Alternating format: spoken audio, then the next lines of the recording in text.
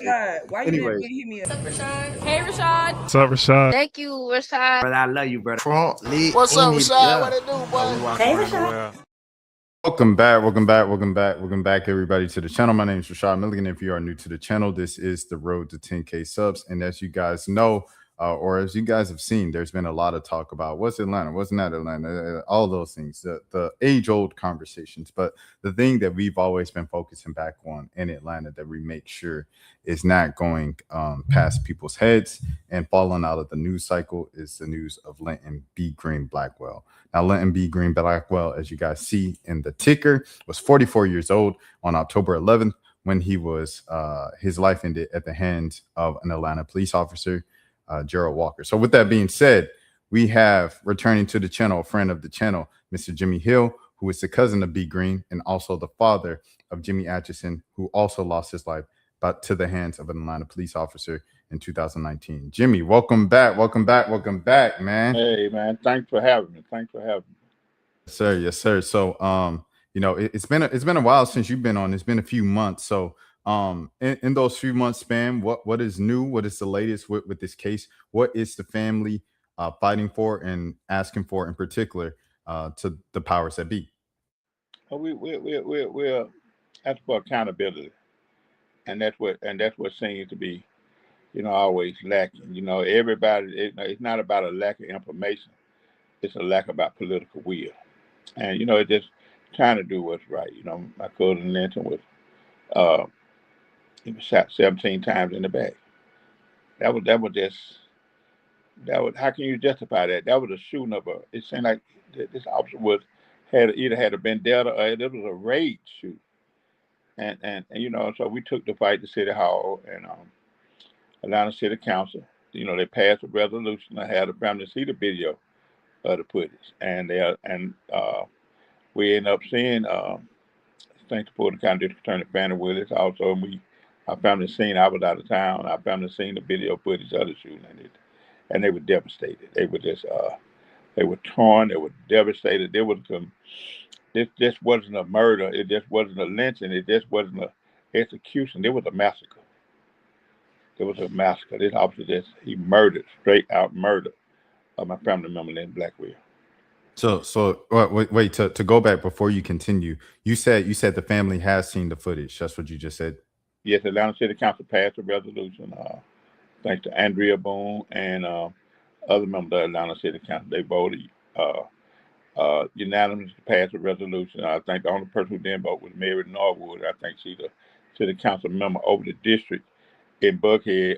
At the bar, 5 patients in bar where Linton Blackwell was murdered at. Okay, yes, and then you were continuing with how you guys are moving forward now after seeing the footage. And so they've seen the footage. So now we just have to, seem like people don't move into pressure until you apply pressure. And it's just time for Atlanta leadership to do the right thing because this officer. What about his prior allegations against him? This misconduct. This officer had numerous amount of violations, body cam violations, and he had other violations, and there's some of them sustained. Yeah, but what about? I mean, what's going on with what's the state of the investigation? Right now. So was he ever reprimanded? What were the findings? And if so, if it was unresolved, why was he able to still work as an off-duty police officer? In Atlanta always have Atlanta Police Department, no matter who the police chief is, no matter who the mayor is, it always have been a continuation of officers who commit police misconduct, and they're not being allowed to, they're not being held accountable. From you look at Catherine Johnson during the botched drug raid, if they would have had proper protocol and proper procedures, maybe she'll still be alive today. When you look at my son, Jimmy Atchison, who was unarmed and surrendered and complied while posing no threat, still the same thing. Proper protocol and proper procedures were not put in place. The Atlanta Police Department, and they did a follow-up report between the witness and the accuser, and because of their laziness, sloppiness, and carelessness, my son is no longer alive. So Atlanta police just continue, no matter who the mayor is, who the police chief is, it still continue to be the same thing. No accountability. They're not taking their sworn oath serious. They're not taking proper protocol or procedure serious. Yes. Okay. All right. So the thing is, you guys are still putting the pressure on for accountability and everything like that. Just who are some of the all stars that have helped you all in this particular fight that you want to shout out right now, and kind of ways that people can continue to like, oh, glean from this person. Oh, this person does this. You can help out by continuing to do something similar to what they're doing. Yeah, because especially Atlanta Lions continues to be with us. And yeah, activists and advocates that's out there that continue to help us in this fight. And it's sometimes when you by me in the last 7 years, by me being out here with other families, sometimes that have been killed by Atlanta police. Sometimes they feel like we're on an island by ourselves. And enough is enough. We are tired of we are tired of this. Atlanta Police Department reports more report instances of excessive force and police killing than most other departments in the nation. 9 out of 10 people killed by Atlanta police are black. Why is that? Why is that? Because they're not being held accountable. It's a lack of accountability, and they're not being taken proper protocol and procedures seriously. No, 100%, 100%. And you talked about activists and everybody like that's joining in. Yesterday was the funeral for the Reverend Jesse Jackson up in Chicago, and there were numerous uh, activists, big public figures. But I think a lot of the headlines were the political figures that went up there and spoke, and they made political points, kind of drawing to their own personal experience, and they got a lot of criticism because they were like, "Why'd you make this funeral about yourself?" I guess just these are things that you've kind of seen for a while now. Like you said, on the last 7 years, fighting for justice Yes, of because politicians and like who they really are. Go ahead. I'll let you go. yes, it's because of the evaluation. It's like a evaluation of black lives. Like black lives don't matter. Even in my son Jim Ashton case, he got killed several weeks before the Super Bowl, and it's like his life didn't mean nothing because they tried to cover it up. And if you ain't careful, they'll try to cover this up. But we just happen to have a attorney much made the props to Gabe Banks, attorney Gabe Banks, because Gabe is he's on the case, he's on the job, he's on the case, and he's about accountability. He holds others accountable. Yes, going alongside that, Gabe was supposed to be on today with you, Yes, Jimmy, and he was unable to make it. But I'm gonna ask you, continuing going on alongside of that, why did you pick Gabe for this, and like why do you feel like he's the guy that can bring you justice and stuff like that? As someone who you have every right to feel jaded about the process and the system, being your experience for the greater part of the last decade. So why do you believe in Gabe that he's going to be the one to be able to get stuff done for you guys? because I try to deal with people through my spirit and not just talk the talk who walk the walk. And I met Gabe in 2012 when he was a prosecutor he was a Fulton County prosecutor. And when my son Curtis Jordan was murdered in 2012, uh, Gabe told me, say, he gonna treat him like it was his son, and he did. And it got two guys got life sentence who murdered my son, Curtis Jordan, in 2012. So I always know about his character, his integrity, his dignity, and he's well respected. And I know, so I know what type of attorney he is. So that's what made us choose. I mentioned it to my family. That what made us make the choice to hire Gabe. Okay, so this is the same attorney from your other son, your older son, Yeah, that you lost in 2012. Okay, yeah. all right. So this is a guy that's has certified everything like that. Yeah. To go back to elections and council members, because you know it's like I think a lot of times in these cases when you look at the Linton Blackwell tragedy was a failure by the city of Atlanta. The fact that it could even happen in Atlanta, and the fact that 9 out of 10 times that happens is someone who looks like us in the city that celebrates blackness and black excellence. The first thing that we could look to often is the city council members and the mayor. But here, like you said, like you mentioned earlier, almost every single city council member voted yes in favor of you guys to help you guys to release the footage and let you guys see it. So I guess when they're on your side with stuff like this, it's like, where does the I don't want to say blame, but where does the kind of the anger go to? Does it just go to the Atlanta Police Department? Does it go to the Department of Justice? Who does it go to? It goes to the Department of Justice, go to the Atlanta Police Department, because wrong is wrong, no matter who says it or who does it. And I stand for what's right. Regardless of nationality. And the thing about it, this was wrong. This officer, he murdered my 17 shots to the back. And when you look at the video for my family members, when you look at the video showed that my cousin Linton Blackwell, his hands were up and that he was not holding a weapon. What authorized the officer to shoot him? What did that made the officer shoot him? And even if you assume he was armed, he wasn't reaching for a firearm at the time he was shot. Even if you assume he was armed, the firearm was not being brandished, and we was not pointing a gun at anyone. So what made you shoot him and shoot him 17 times? He was not using threatening words towards nobody. He was not and he was not using threatening words towards the officer when he shot him. If my cousin Linton Blackwell back was facing the officer, what caused this officer to fear for his life such that 17 times shots to the back were warranted? This is so to go back to what Jimmy just said, and the as Jimmy regains connection and stuff like that, to understand the importance of what he just said. The initial report from the Atlanta Police Department that they put out went along something like this. Linton got kicked out of a Buckhead bar, of a bar in Buckhead, a neighborhood in Atlanta. As he got kicked out, they said he was being belligerent. He went to the car and he was coming back.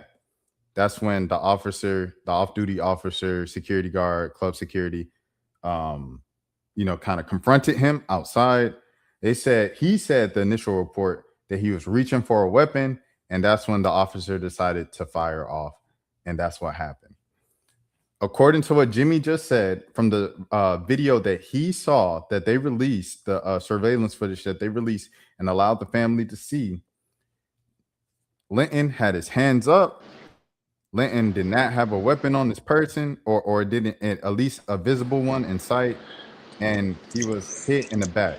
Sean, I don't know what happened. We got disconnected some kind of way. Yeah. I was speaking in the meantime. While you disconnected about why it was important what you just said. Can you hear me now? Uh-oh. All right, Jimmy's back out. But that's the importance. Can you hear me now, Jimmy?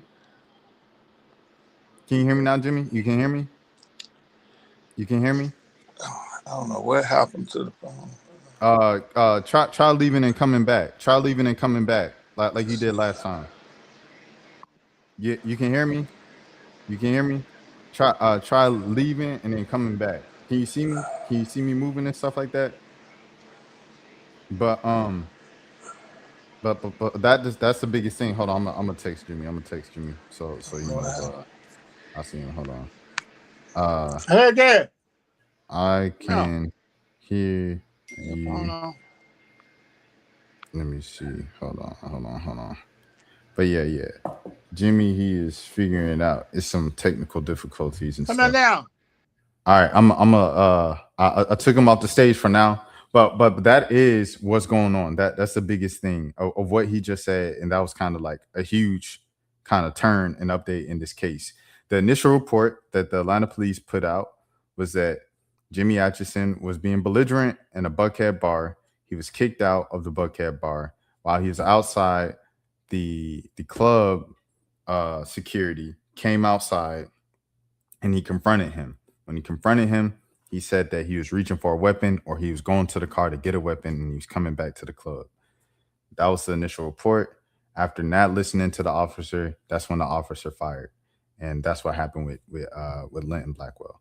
Okay, I'm gonna try to bring Jimmy. Can you hear me now? Yeah, I can hear you now. I don't know what Okay, happened. okay. It's some kind of way to sound. Okay, what I was saying was, while we were, kind of reconnecting, was that what you just said is huge. It's a huge update in the case because the initial report that the police tried to run with was that Linton was being belligerent in the bar. He got kicked out of the bar, and when he got kicked out, he either went to the car for a weapon, or he had a weapon on his person and he was reaching for a weapon, and that's when the off-duty officer, the club security, Gerald Walker, fired, and that's when his life ended. What you Yes, just said, what you saw from the video, is nothing like the initial statement that they put out. yeah, and then you have to look at it. Like I just said again, the video showed that Linton's hands were up and that he was not holding a weapon that would authorize the officer to shoot him. Uh, Even if you assume he wasn't reaching for a firearm at the time he was shot. Even if you assume he was armed, the firearm was not being brandished. He was not pointing the firearm at anyone. He was not using threatening words toward anyone when the officer shot him.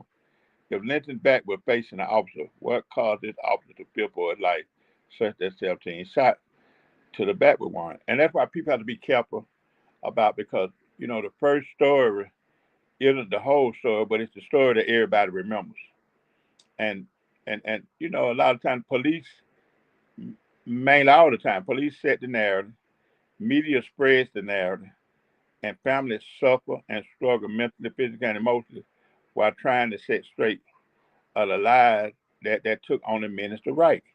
And so, people have to really do their investigation before they jump to conclusions, and really see what happened. And now, that the video footage have been seen by us, the family, and the attorney and everyone, and I'm quite sure several members of those in power. But the thing is, will they continue to remain silent and continue to turn a blind eye toward this situation, or will they just stand up for truth and justice? This officer should not be still. Uh, he should not still be. He should not still be on duty. He should be fired. It's time for accountability. It's time for, enough is enough. We've had enough. It's time for Atlanta Police Department to start and the city of Atlanta Mayor Andre Dixon, to hold these officers accountable. Officers such as Gerald Walker, he was overly aggressive. He was an off-duty, overly aggressive officer with numerous amount of violations, and that should have been a warning to Atlanta police. The violation should have been a warning, but they continue to ignore it, and they continue to hire officers like him and Song Kim and many more officers that killed many more people that have been killed by Atlanta police. Jimmy, do you know if the video can be released to the public, or it can only be viewed by y'all, like in the thing? I think it can only, right now, that's what city council passed a resolution for it to be viewed by the family. Okay. And it was, it was a little difficult trying to get that did, because it seemed like so many people want to stand on the wrong side of justice, and we have to keep pushing until, because like I said, enough is enough. And everybody, if liberty and justice is really for all people, such as my cousin Linton Blackwell, then this would show, the truth would show. Yes, I want to go here. This is from the GBI. This is official. A little bit of what Jimmy was talking about, where he said the officers put out the initial report, and the initial report is what the media runs with, and that's kind of what's in people's minds the entire time. So it might be some people who remember this from the day it happened, and they just kind of throw off anybody else who's trying to call for justice after it, because they're like, oh, he was reaching for a weapon. So here's the initial report.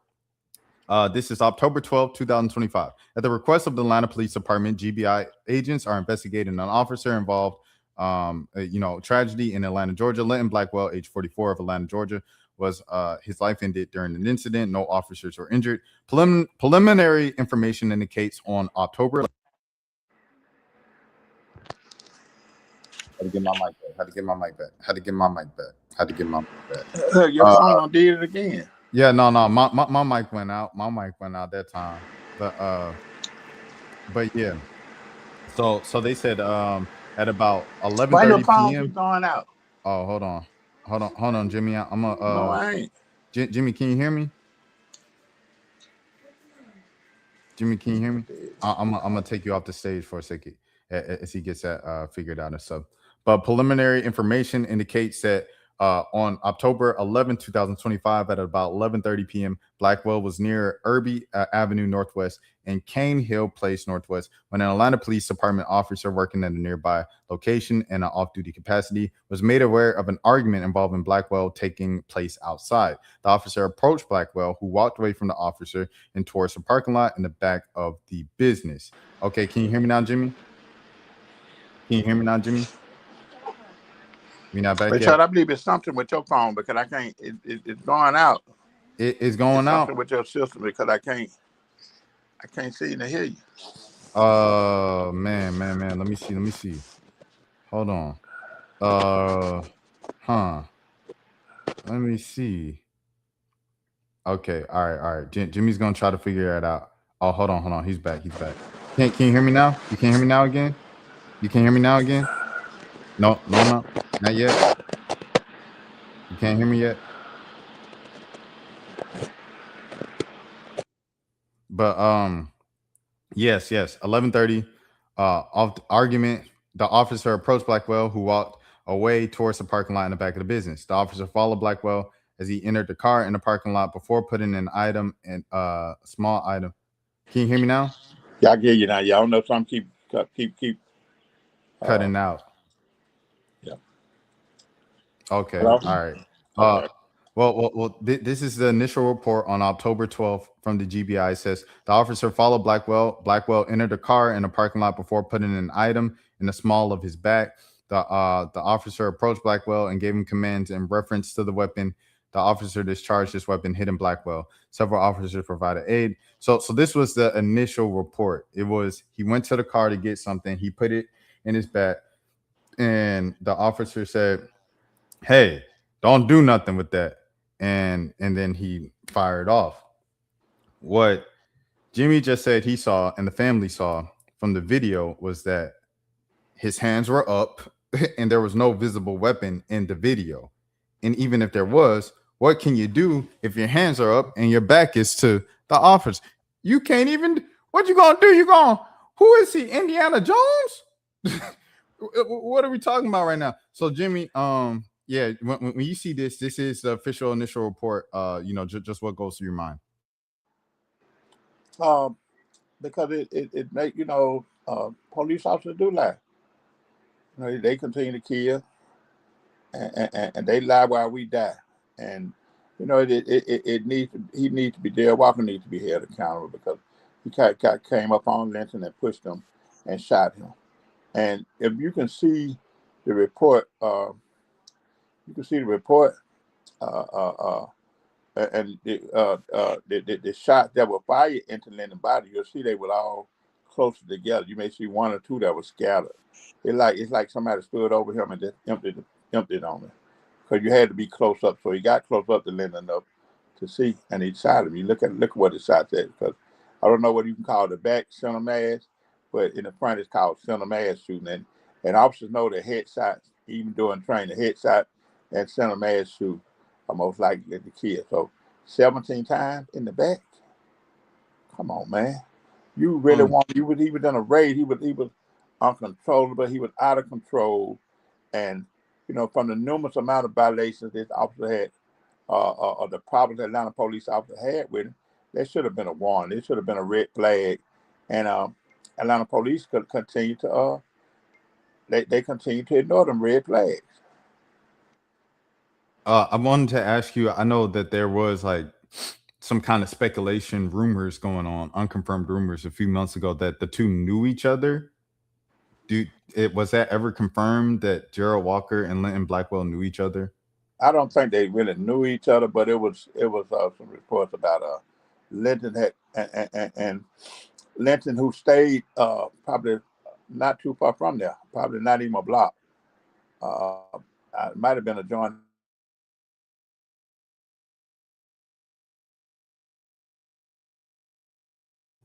Jimmy, you can see, and nobody else ever had any problem. I can hear you. It was Buckhead Bar, Buckhead Inn, which if you notice, if you look up the reports on Buckhead, boy, you'll see that a lot of people have cell phones stolen.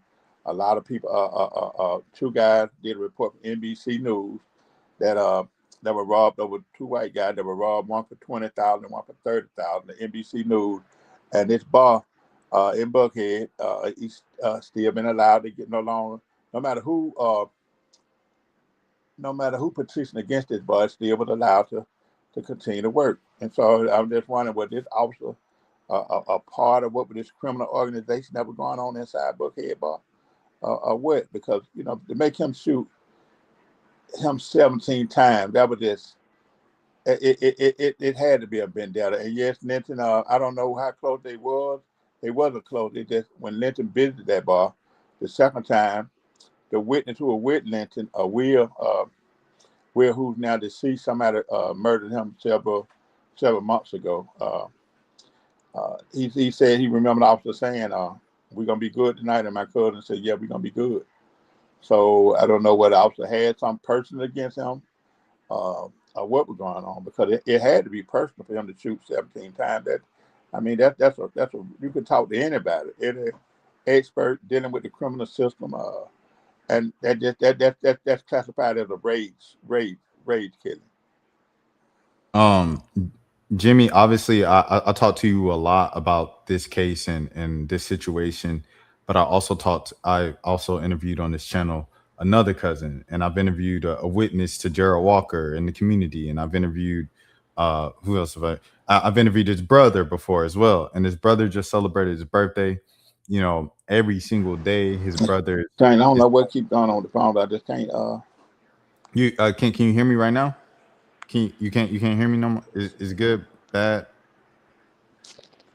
Let me know when you can hear me. But can you hear me now? We're good. We're good. Yeah, I get you now. Okay. I was just asking. His brother just celebrated a birthday this week, and every single day he posts and goes live listening to his brother B Green's music, and just kind of honoring him and remembering him and saluting him. For you, how do you continue to play the support system and be like kind of one of the head honchos in the family of holding the family together while they're grieving, but also fighting for justice? It's a balance that you have to kind of carry there. How are you kind of doing that, and how's the family doing with handling balancing justice and grief? Well, the family's still devastated. When it comes to grieving, there's no timetable when it comes to grieving, and this grieving is fresh. And when you look at and the type of person Linton was, he was a loving father to his two twins. He was a family member. The family loved him. He always did what he can do for the family. It made him so happy to see the family together. Anytime we had reunions or get together, you could see the light in his eyes and the smile, and he always treated people. You had people from homeless people that knew him to everybody who's supposed to be the OGs or whoever you want to call it, business people. He never had treated anybody. He never looked down on nobody. He never did treat anybody the same, and people felt good about it. He gave people life. He put a different type of spirit in people, because he never, like I say, he never looked down on people. If he was the type, if he can't help you, if he looked down upon you, he's gonna look down to pick you up. And that type of person he was. So that took a devastating effect on our family, from his sisters to people don't like talking about it. But I know as I watched him grow up, I remember, and as he grew up later in life, and I remember I used to tell him, "Bye, cuz," and he was like, "No, cuz, it ain't bad. It be easy." And I did just some smiling from some of the things I learned, because it was like each one teach one. Maybe we can reach and help save many. And he was on that type of style. He loved people getting together, having a good time without the violence, especially us being raised up in the East Lake Meadow community. Right. No, 100%. And I just came across this as well from Tim Coleman, who we've also interviewed at some point, B Green's manager. He put this statement out from B Green's, one of the mother of his kids. And this was after y'all saw the footage, which was literally just like you said, this past week. This is March 2nd. After meeting with the Fulton County District Attorney's Office and viewing the body camera footage and the unaliving of Linton Blackwell, I am deeply disturbed. It's still taking me some time to process what I've seen on that footage. What I witnessed was painful and difficult to watch. The 17 shots in his back was just as painful to watch than to hear about it. The footage confirmed for me that Linton never stood a chance against the officer. Linton didn't argue with the officer, he didn't obstruct the officer, and they barely said 2 words to each other. The officer didn't give several commands about a weapon. The only time that a weapon was seen was when it was disarmed. Where are we at? Where the circumstances surrounding his unaliving demand full accountability. The officer moved recklessly, and he was not in imminent danger. With his hands up, yelling, "I'm not doing anything," the officer took away a very important and loved human being, Erica, Linton's children's mother. So there you have it. We heard your side, Jimmy. It's very much in line with what Erica said as well after watching the footage. Go ahead. Yeah, even Tim Coleman, Tim has been a big help in this. You know, it's like, you know, can't no one person do it, and it takes all of us. It takes the village to raise a child, and it's been all of us coming together as one. It's not me, myself, or I. It's us together. There's strength in numbers, and we have to continue to come together and be on one accord in this fight, because we're not fighting against just anybody. We're fighting against a strategized giant that is used to covering up and corruption. So, you know, and you know, my prayers are for his twin, my prayers even for Erica, his children, mother, and his brothers and sisters, and all of my family, because I know how much he meant to us. And I really, and what keeps me going is not just, he's not just my cousin, but I just think about the pain what his 2 twins are going through. I think about and knowing how close they was with him, and seeing the love in their eyes for their father, and the respect, and you know, and you know, they know as long as he was around, they were protected, and how he lead and guide them even when he was around.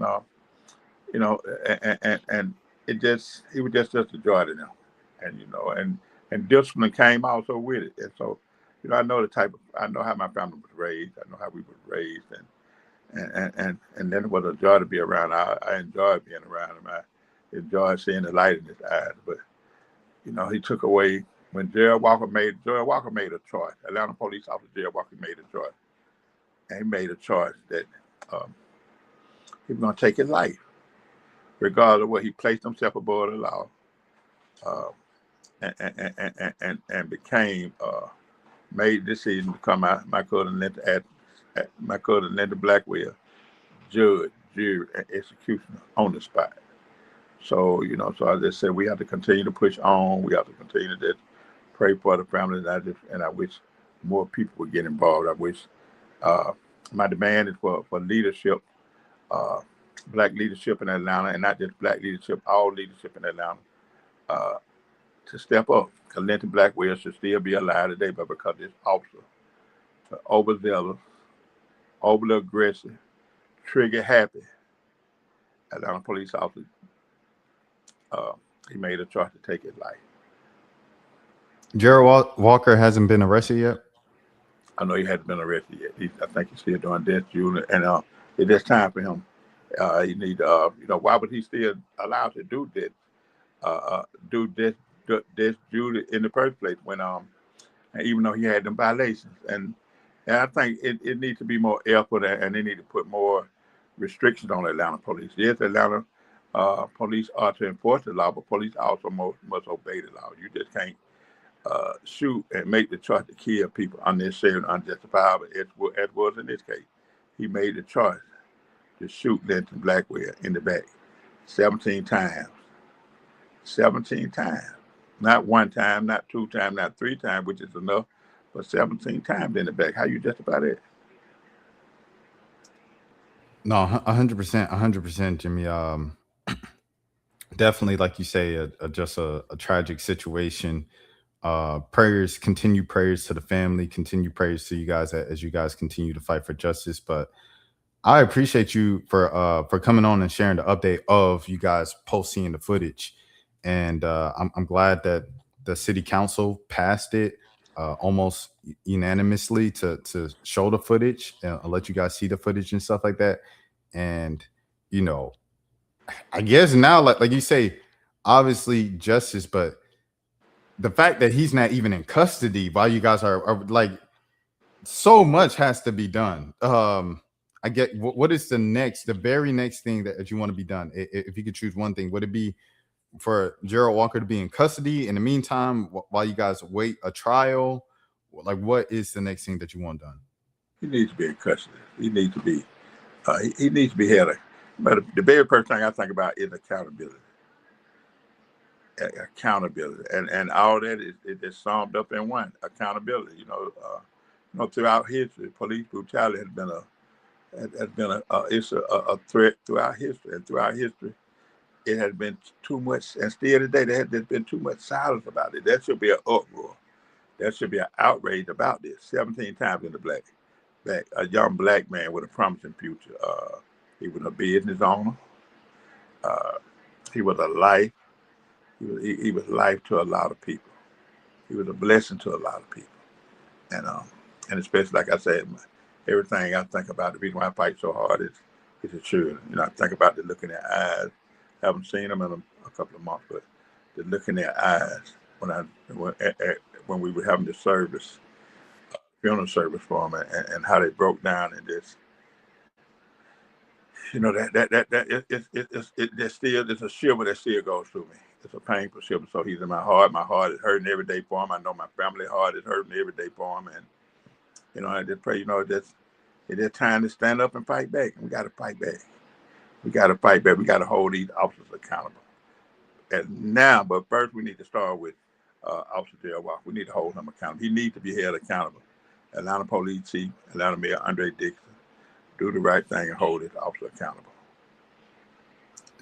Does it infuriate you when you see like the kind of petty arguments or petty discussions, debates that go on throughout the city about like West Atlanta and stuff like that? Like at a time like this, like you're like, man, this is going on. This is what we're fighting for in the city. One of our own, one of the biggest in the city. You know what I'm saying? East Atlanta legend, East Lake legend.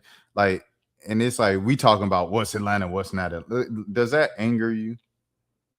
Yeah, it did, because it don't seem like I said, it's the valuation of Black lives has been going on for years, and it just seems like when it comes to leadership in Atlanta, Black life ain't important, and that's not just in Atlanta; that's in the United States.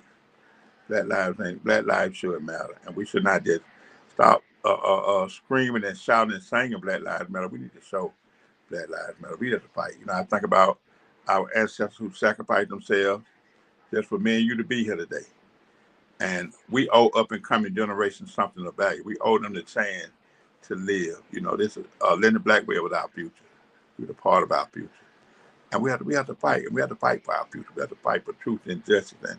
And instead of people being caught up in their own survival and self-centered and living in fear, it's time that's over there. If you don't want to take a part in leadership, if you don't want to stand up for truth and justice, if you don't want to show no type of integrity, dignity, character, self-respect, then move your ass out of the way and let somebody get in them seats that want to do something. So it's about holding these people accountable, and they just do. Atlanta Mayor Andre Dixon, City of Atlanta officials, Atlanta Police Department do the right thing. It's time to hold Atlanta Police Officer Gerald Walker accountable for the murder of Linton Blackwell, 17 times in the bag.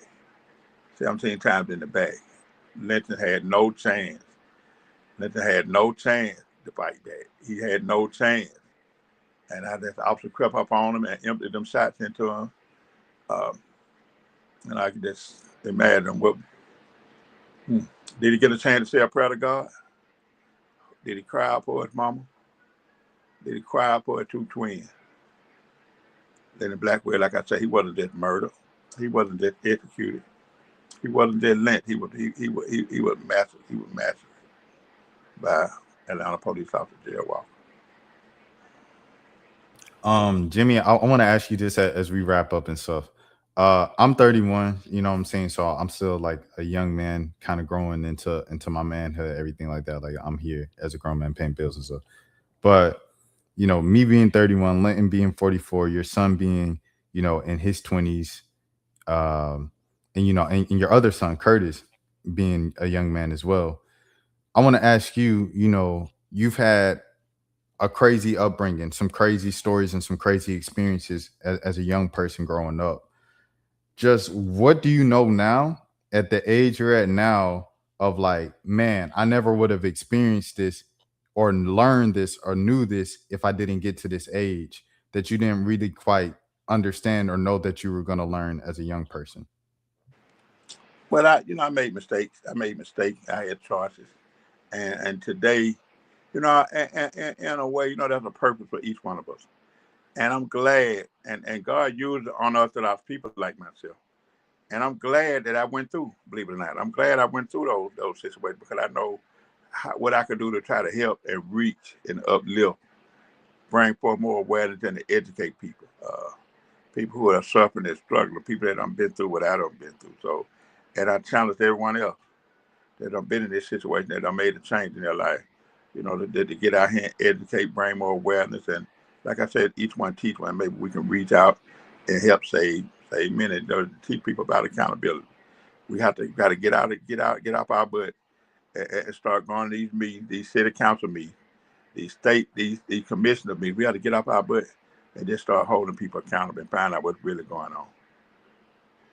I believe it was Kim Brooks who we brought on. She shared earlier this week of another Atlanta citizen. They lost a loved one, and they jumped up. I don't know if you saw the clip, but she jumped up on the like kind of the stand at the city council meeting, and she was like kind of begging, pleading city council to do the right thing and help bring justice about her loved one. And they like talked her down. A couple of council members came up to her and was like calmed her down and stuff, but it was I don't know, it was just something I saw, and it's like, man, it's a whole nother situation. And like you say, it's something that happens way too often in the city, and it definitely doesn't get enough spotlight. So that'll be something I guess I'll look into as well. But we appreciate you continuing to bring this to light and letting people know, the public know what's going on. I appreciate you because and podcasts and stations like you because a lot of times when you do mainstream news, some of the most important things get left out. You just see little clips, and you give up a chance to tell the story, just tell it like it is. Like I said, the first story isn't the whole story, but it's the story everybody remembers. And the mainstream media just shoot out the first story, and people just go by believing it. So now people I respect and appreciate people like you because we get a chance to tell. We get a chance to tell the truth. We get a chance to tell the truth and stand up for truth and speak the truth, and it makes us more comfortable. Yes, sir. Yes, sir. Well, we definitely have to. I haven't said this like just in texting or one-on-ones, but I'll say this on camera. We definitely have to link, connect, or whatever the next time I'm back home in Atlanta. I think that'll probably be like April, maybe it's looking like. So next month, we definitely have to like meet up or something in person and reconnect. But before I head back home, Okay, yeah, we'll do it this time. But yeah, okay, all right, cool. But Jimmy, is that all? Is there anything else before we get out of here today? Yeah, it's just time. Like I said, enough is enough. What the question is, have we really had enough? Who's next? There's no book on how not to become a victim of police brutality, especially if you're black. How much closer do it have to get? Do it have to hit home to hurt home? So that's the thing. Don't let it happen to you. Don't let it happen to you to matter to you. Get out and speak out and, stop the violence. And I'm not just, one of the things you hear about is police killing. They talk about police killing, but they don't talk about violence. What I speak out against violence too, because I had a son, Curtis Jordan, that was murdered in 2012. So I'm not going to elaborate on that, but I just want to just say, accountability and justice for Linton Blackwell, because Linton deserves accountability. His twins deserve accountability. His family deserves accountability. Like you said violence in general, and you said your son Curtis, but also if I'm not mistaken, correct me if I'm wrong before we get out of here because I want to make sure this right. The witness, he was a victim of violence. Yeah, the witness was a victim. Somebody tried to rob him in front of a store, and the young guy shot him. He killed him. So violence all around, like you said, is what you calling for an end to. Calling for stop the violence. Stop the self-destructive behavior towards yourself and each other. Well, there it is. Love each other and learn how to appreciate each other. Stop the violence, learn how to appreciate each other. You heard it here first from Jimmy Hill. Jimmy, we appreciate you as always. As always, we learn something. That you're a pool of knowledge, and you're a resource that's not taken for granted. I appreciate you and how you kind of helped me out throughout my career as well. So thank you. Thank you. Thank you for having me. All right, y'all. And until next time, have a good morning, have a good afternoon, have a good evening, have a good night, have a good day. If nobody else told you today, I care for you. My name is Rashad Milligan. This is the Road to 10K Subs. Please take care of yourself. Amen. Accountability for Linton Blackwell. Accountability for Linton Blackwell. Rashad, why you didn't hit me up? What's up, Rashad? Hey, Rashad. What's up, Rashad? Thank you, Rashad. Brother, I love you, brother. What's up, Rashad? What it do, boy? Hey, Rashad.